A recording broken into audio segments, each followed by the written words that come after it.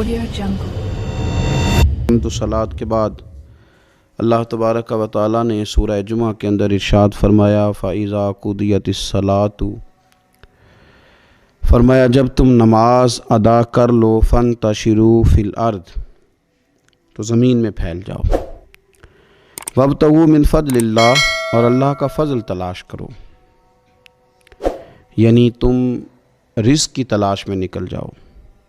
جب تم نماز پڑھ لو فَإِذَا قُضِيَتِ الصَّلَاةُ، جب تم نماز ادا کر لو، تم نے نماز پڑھ لی، فارغ ہو گئے، اب اس طرح کرو کہ فَانْتَشِرُوا فِي الْأَرْضِ، زمین میں پھیل جاؤ، وَابْتَغُوا مِنْ فَضْلِ اللَّهِ، اور اللہ کا فضل تلاش کرو، یعنی رزق کی تلاش میں نکل جاؤ۔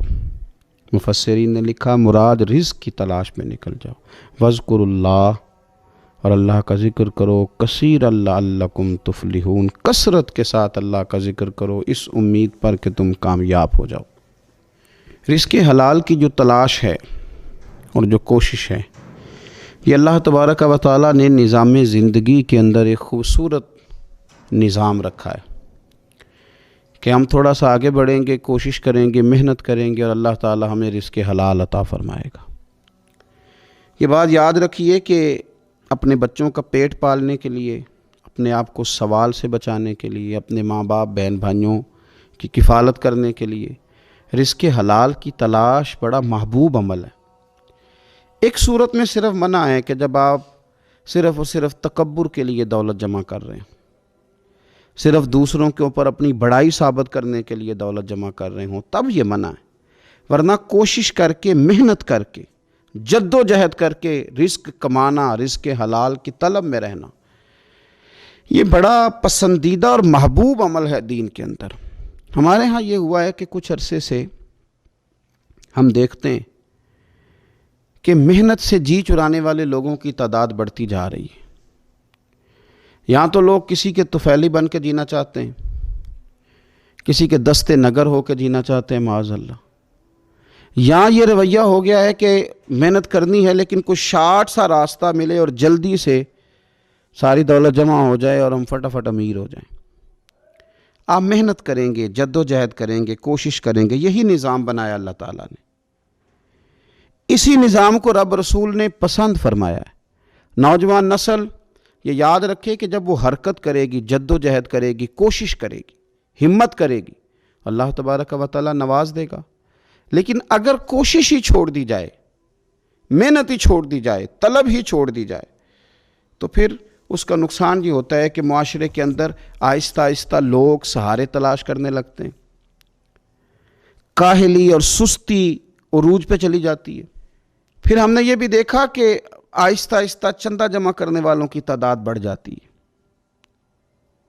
مختلف ناموں پر، مختلف عنوانوں پر چندے جمع کیے جاتے ہیں۔ بھکاریوں کی لمبی فہرستیں ہیں، گداگر مانگنے والے، کسی بھی اشارے پر آپ تھوڑی دیر کے لیے گاڑی کو روکتے ہیں تو پتہ نہیں کتنی کو تعداد ہے جو طلب کرنے والوں کی، اور پھر کئی کئی رنگوں میں، کئی کئی انداز میں لوگ آپ کے سامنے آتے ہیں۔ یاد رکھنا، نبی پاک صلی اللہ تعالیٰ علیہ وسلم نے فرمایا جس نے بغیر طلب کے اپنا ہاتھ پھیلایا، قیامت کے دن اسے سزا یہ ملے گی کہ جب رب کی بارگاہ میں آئے گا تو اس کے چہرے پہ گوشت نہیں ہوگا۔ بغیر طلب کے اور مسلمان ہو کے رب پہ بھروسہ کرنے والا، رسول پاک صلی اللہ علیہ وسلم کو ماننے والا، اور وہ سست ہو اور وہ کاہلی کی زندگی گزارے، آپ آگے بڑھیں، آپ کوشش کریں کہ مجھے کچھ حاصل کرنا ہے۔ آپ بجائے اس کے کہ سہارا تلاش کریں، آپ سہارا بننے کی کوشش کریں، اور نوجوان نسل اپنے ذہن کے اندر یہ بات بٹھائے کہ اللہ تعالیٰ نے جوانی دی ہے، طاقت دی ہے، آپ تو کئیوں کا بوجھ اپنے کندھوں پہ رکھ کے سفر کریں، آپ بہت سارے لوگوں کے لیے سہارے کا باعث بنیں، آپ ایک ایسا درخت بنیں کہ جس کی چھاؤں میں سینکڑوں لوگ بیٹھ سکیں، درجنوں لوگ نفع حاصل کر سکیں۔ آپ خوبصورت زندگی بنائیں، اپنے آپ کو آگے لے کر کے جانے کی کوشش کریں، اور اللہ تو بندے کے گمان کے قریب ہے۔ جس طرح کا انسان ذہن بناتا ہے رب کریم اتنا ہی اس بندے پہ فضل کرتا ہے۔ اچھی امیدیں وابستہ کریں، خوب محنت کریں، خوب۔ مطلب یہ کہ سست پڑنا، اٹھتا ہوں، چلتا ہوں، دیکھتا ہوں، کرتا ہوں، کوئی ہو ہی جائے گا، کوئی پہنچ ہی جائے گا، یہ کمزور لوگوں کی علامت۔ یہ کمزور لوگوں کی حضرت حسن بصری رحمۃ اللہ علیہ ایک مثال دے کے بڑی بات کو خوبصورت کرتے ہیں. کہتے ہیں کہ نوجوان مجھے ملا تو کہنے لگا حضرت جی آج میں نے عجیب نظارہ دیکھا ہے کہ ایک شیر نے شکار کیا ہے ایک بکری کا، تو اس نے کافی سارا خود کھایا اور باقی منہ میں پکڑ کے ایک پہاڑی پہ چڑھا ہے، وہاں ایک نابینا لومڑی بیٹھی تھی، باقی کا اس نے اس کو کھلایا ہے شکار. تو میں سوچتا ہوں رب کریم تو بندہ نابینا بھی ہو، گھر میں بھی بیٹھا ہو تو اس کو رزق پہنچا ہی دیتا ہے. تو خواجہ حسن بصری رحمۃ اللہ علیہ مسکرا پڑے، کہنے لگے میاں تم نے لومڑی بننے کا پروگرام بنایا، شیر بننے کا کیوں نہیں بنایا؟ تم نے یہ ذہن بنایا کہ گھر میں نابینا بن کے بھی کوئی بیٹھ جائے تو روٹی پہنچ جاتی ہے، تو یہ ذہن کیوں نہیں بنایا کہ شیر بنتا ہوں، شکار کرتا ہوں، کھاتا بھی ہوں، کھلاتا بھی ہوں. جد و جہد کریں، محنت کریں، آگے بڑھیں، ہمت کریں. میرے رسول کریم صلی اللہ تعالیٰ علیہ وآلہ وسلم کے صحابی حضرت سیدنا کعب رضی اللہ تعالیٰ عنہ ارشاد فرماتے ہیں کہ ایک شخص نبی پاک صلی اللہ علیہ وسلم کے سامنے سے گزرا، تو صحابہ کرام علیہم رضوان نے اس کی چستی دیکھ کر، بڑا چست نوجوان تھا، بڑا تیز چل رہا تھا، اس کی چستی دیکھ کے صحابہ نے کہا کاش اس کی چستی اللہ کے راستے میں ہوتی، یعنی عبادت میں لگا ہوا ہوتا یا جہاد میں لگا ہوا ہوتا، کاش اس کی چستی اللہ کے راستے میں ہوتی. تو نبی پاک صلی اللہ تعالیٰ علیہ وسلم نے فرمایا اگر یہ اپنے چھوٹے بچوں کی ضروریات پوری کرنے نکلا ہوا تو پھر بھی یہ اللہ کے راستے میں ہی ہے. اور فرمایا اگر یہ شخص اپنے بوڑھے والدین کی خدمت کے لیے نکلا ہوا ہے پھر بھی اللہ ہی کے راستے میں ہے. یعنی اگر رزق کما کے بچوں کا پیٹ پالتا ہے پھر بھی رب ہی کا راستہ ہے، اور اگر یہ رزق کما کے بوڑھے ماں باپ کی خدمت کرتا ہے تو یہ راستہ بھی اللہ ہی کا راستہ ہے. اور نبی پاک صلی اللہ تعالیٰ علیہ وسلم نے فرمایا اگر یہ اپنے آپ کو سوال سے بچانے کے لیے یہ کام کر رہا ہے، یعنی مجھے کسی کے آگے ہاتھ نہ پھیلانا پڑے، تو پھر بھی یہ اللہ ہی کے راستے میں ہے. ہاں اگر یہ ریاکاری کے طور پر، فخر کے طور پر یہ کام کر رہا ہے تو پھر یہ شیطان کی راہ میں. اگر صرف اس لیے مال جمع کر رہا ہے کہ میں ذرا لوگوں کو پتہ چل جائے بڑا مالدار ہوں، میرا بعض لوگوں کے اوپر ذہن ہوتا ہے آگے بڑھنے کا، شوق ہوتا ہے بلا وجہ چیزوں کو جمع کرنے کا، فخر بتانے کا، ریاکاری کرنے کا. فرمایا اگر ریاکاری کے ارادے سے ہے تو پھر یہ شیطان کے راستے میں ہے. اور اگر یہ بوڑھے ماں باپ کے لیے رزق کما رہا ہے، چھوٹے بچوں کے لیے کما رہا ہے، اپنے آپ کو سوال سے بچانے کے لیے کما رہا ہے، تو پھر یہ اللہ ہی کے راستے میں، پھر یہ جہاد ہی کر رہا ہے، پھر یہ عبادت ہی میں مشغول ہے، یہ اللہ ہی کے راستے میں. رسول کریم صلی اللہ تعالیٰ علیہ وسلم نے جو سبق ہمیں پڑھایا وہ صرف یہ ہے کہ رزق کماتے وقت تمہاری نیت کا اعتبار ہے. تمہارا ارادہ کیا تھا؟ رزق کماتے وقت ارادہ کیا تھا؟ بہت بڑے بنگلے بنانے کا ارادہ تھا، جائیدادیں جمع کرنے کا ارادہ تھا، بعض رشتہ داروں کو نیچا دکھانے کا ارادہ تھا، بلا وجہ ڈینگے مارنے کا اور اونچی اونچی باتیں کرنے کا ارادہ تھا، یا تمہارا ارادہ یہ تھا کہ حلال آ جائے تاکہ میں سوال سے بچ جاؤں، تاکہ مجھے کسی کے سامنے ہاتھ نہ پھیلانا پڑے. یہ حدیث ہمیں صحیح بخاری میں ملتی ہے. نبی پاک صلی اللہ تعالیٰ علیہ وسلم نے فرمایا بے شک مال بڑا سرسبز ہے اور بڑا میٹھا ہے. فرمایا جس نے اچھی نیت کے ساتھ مال حاصل کیا بڑا میٹھا ہے، بڑا سرسبز ہے، اور جس نے اچھی نیت کے ساتھ حاصل کیا اللہ اسے برکت عطا کر دے گا. تھوڑے پیسوں میں برکت ہو جائے گی، تھوڑے میں بھی. کئی دفعہ تھوڑے پیسے ہوں گے پر ختم نہیں ہوں گے، ان میں برکت ہو جائے گی نیت اگر ٹھیک ہے. اور حضور صلی اللہ تعالیٰ علیہ وآلہ وسلم نے ارشاد فرمایا اگر کسی نے بری نیت کے ساتھ حاصل کیا تو اس میں برکت نہیں ہوگی، اس کے اندر پھر اس کے لیے وہ خیر نہیں ہوگی جو اچھی نیت پہ ہوتی. اور فرمایا یہ ایسا رزق ہے جسے کھائے گا پر پیٹ نہیں بھرے گا، سیر نہیں ہوگا. رزق کس نے کھا لیا ہے چونکہ نیت یہ تھی کہ تفاخر کے لیے جمع کرنا ہے، دولت ہونی چاہیے، بنگلہ ہونا چاہیے، لوگوں کو پتہ چلے کہ یہاں بھی ایک سیٹ صاحب ہوتے ہیں. تو یہ نیت پر ڈپینڈ کرتا ہے کہ آپ کا ارادہ رزق کماتے کیا ہے. بہت زیادہ محنت کرنے کی کوشش کریں، بالخصوص نوجوان اپنے دلوں کے اندر یہ جد و جہد پیدا کریں کہ ہم نے محنت کر کے رزق کمانا ہے. یہ جو ہاتھ پھیلاتے ہیں یہ بزدل لوگ ہوتے ہیں، یہ کمزور لوگ ہوتے ہیں. یہ ہاتھ جب کسی کے آگے کوئی شخص پھیلاتا ہے تو اپنی خودداری کا سودا کرتا ہے، اپنی عزت بیچتا ہے، اپنے وقار کو داؤ پہ لگاتا ہے. جب وہ ہاتھ پھیلاتا ہے کشکول طلب جب دراز کرتا ہے، کبھی بھی اللہ کے علاوہ، اللہ کے محبوب علیہ السلام کے علاوہ آپ کسی کے سامنے کشکول طلب دراز نہ کریں. اور میری ساری زندگی یہ رائے رہی ہے کہ اچھا تاجر وہ ہوتا ہی نہیں جو پیسے زیادہ کماتا ہے. اچھا گھر کا سربراہ وہ نہیں ہوتا جو دولت زیادہ جمع کرے، بلکہ اچھا آدمی تو وہ ہوتا ہے جس کے خرچے کم ہوتے ہیں. جو اس کے پاس ہے اس کے اندر اسے مینج کرنا آتا ہے. اگر اس کے پاس 1000 روپیہ ہے تو اسے سارا دن 1000 میں نکالنا آ جائے تو اس شخص کی عزت محفوظ ہے، اس کی عزت محفوظ ہے. اور اگر وہ 10,000 کے اندر بھی اسے طبیعت نہیں ہے، اسے چاہت نہیں ہے، اسے خبر ہی نہیں ہے میں نے کس طرح وقت گزارنا ہے، تو پھر یہ شخص اپنے آپ کو بھی رسوا کرے گا اور اپنوں کے لیے بھی شرمندگی کا باعث بنے گا. محنت کریں، کوشش کریں، اپنے آپ کو فارغ نہ رکھیں. فارغ آدمی کو زنگ لگ جاتا ہے. فارغ تو کوئی گھر پڑا رہے تو بعض لوگ کہنے لگتے ہیں کہ یہاں تو جنوں کا قبضہ ہو گیا ہے. فارغ ذہنوں پر شیطانوں کا قبضہ ہو جاتا ہے. کچھ کریں، محنت کریں، جد و جہد کریں، آگے بڑھیں.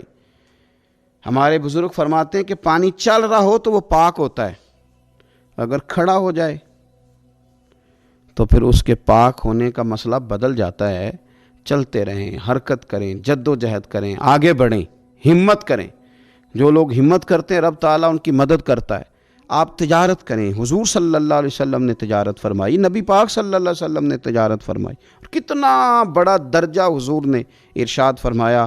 اللہ کے پیارے محبوب صلی اللہ تعالیٰ علیہ وسلم ارشاد فرمانے لگے، یہ حدیث پاک آپ کو ترمذی میں اور دیگر کتابوں میں ملے گی. فرمایا جو تاجر سچا ہوگا نا، تجارت کرے پر سچ بولے، سودا جو ہے وہی بتائے. سچا جو تاجر ہوگا اسے اللہ تبارک و تعالیٰ قیامت کے دن نبیوں، صدیقوں اور شہیدوں کے ساتھ جگہ عطا فرمائے گا. اور یہ اتنا بڑا درجہ، یعنی اسے صدیقین کے ساتھ کھڑا کر دیا، شہداء کے ساتھ. حالانکہ یہ شہید نہیں ہوا، یہ تو دکان کرتا رہا وقت پہ. اللہ نے اسے اپنے انبیاء کے ساتھ جگہ دے دی. اس کا مطلب ہے رب صرف مسجد میں نہیں ملتا، دکان پہ بھی مل جاتا ہے.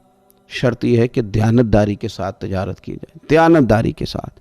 ایک تو یہ کہ یہ کام کریں، پھر یہ کہ بہت سارے صحابہ کھیتی باڑی کرتے تھے، بہت سارے صحابہ. اور حضور صلی اللہ تعالیٰ علیہ وسلم نے فرمایا اگر تم نے کوئی درخت لگایا، پودا لگایا، تو جو بھی جاندار اس سے نفع حاصل کرے گا اللہ تمہیں اس کا اجر عطا کرے گا. کوئی بھی آپ کھیتی باڑی کریں، محنت کریں، جد و جہد کریں، پھر اس سے آگے ہاتھ سے مزدوری کرنا ہے، ہاتھ سے مزدوری. میرے دادا جان کا انتقال، ان کی عمر 90 سال سے زیادہ تھی جب وہ دنیا سے گئے تھے. تو آخری دن غسل کے بعد جب میں نے ان کے ہاتھ کو کھولا تھا تو تب بھی ان کے ہاتھوں پر محنت کے نشان تھے. ابھی بھی ان کے ہاتھوں پہ چھالے تھے. وہ جو پکے پڑ گئے تھے نا، وہ ساری زندگی رہے. میرے والد صاحب کے ہاتھوں پہ ہمیشہ، چونکہ دامان توکل کی یہ خوبی ہے کہ اس پر پیوند لگے ہوتے ہیں پر دھبے نہیں ہوتے.